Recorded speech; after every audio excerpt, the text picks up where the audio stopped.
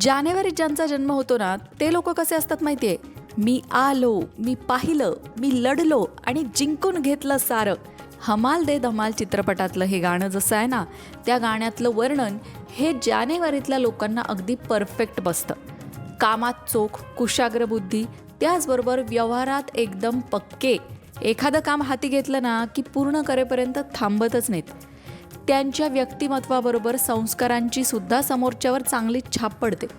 प्रत्यक्ष आणि अप्रत्यक्षपणे ते अनेकांसाठी प्रेरणा स्रोत बनतात.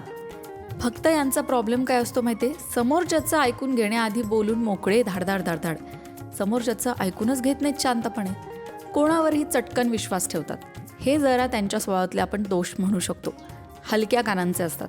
या जरा 3-4 गोष्टी सोडल्या ना तर त्यांच्या व्यक्तिमत्वाची जमेची बाजू म्हणजे मृदू भाषा, बोलायला गोड, संवादावर पकड. त्यामुळे अनेक लोक बोलण्याने जोडले जातात.